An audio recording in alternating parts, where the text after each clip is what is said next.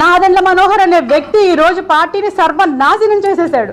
ఆయన ఒక కేబినెట్ హోదాలో ఉండి ఒక పాలసీ మ్యాటర్ తెలిసిన వ్యక్తిగా, పార్టీ స్ట్రక్చర్ తెలిసిన వ్యక్తిగా ఈరోజు జనసేన పార్టీని ఏం చేశారు? ఈరోజు జనసేన పార్టీ ఏం చేస్తుంది?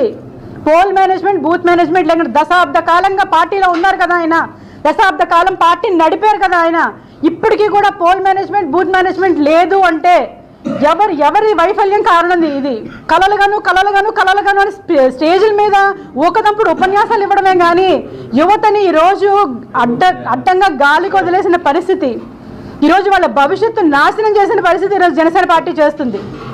వీటన్నిటికీ చెలించి ఇంకా ఉండలేక, నాదెండ్ల మనోహర్ గారు చేసిన అకృత్యాలు చూడలేక, పవన్ కళ్యాణ్ గారు చుట్టూ ఉన్నటువంటి మనుషులు, హరిప్రసాద్ గారు, రాజకీయ కార్యదర్శి హరిప్రసాద్ గారు, అదేవిధంగా చక్రవర్తి, అదేవిధంగా కేకే, వీళ్ళందరూ మనుషుల్ని ఇలా